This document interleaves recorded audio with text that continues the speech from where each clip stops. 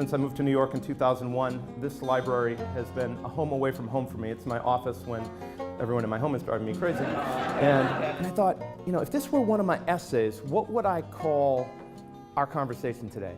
And I'm racking my brain and I'm like, okay, something like books and Braille and computers and love. I don't know, I don't know, maybe there's something there but not quite right.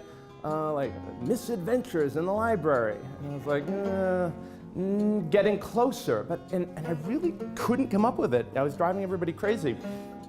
And I thought, I think when you have a very dark truth to tell, when the real essence of your being is being put out there, it is not easy to talk about.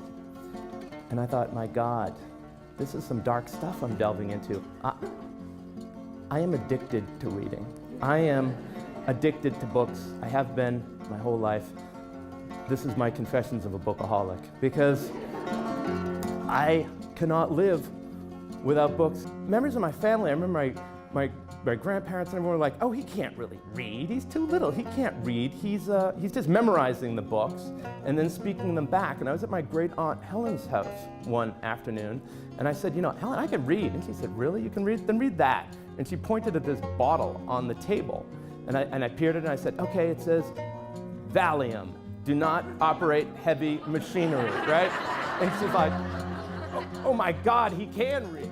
When I was in the fourth grade, transitioning to the fifth grade, my vision started to fail, my college years in New England. So when school ended, I felt a bit adrift. I was at a loss. I thought, you know, here are my friends, they're going off to Wall Street and they're going off to become lawyers and moving to Washington and doing all these things.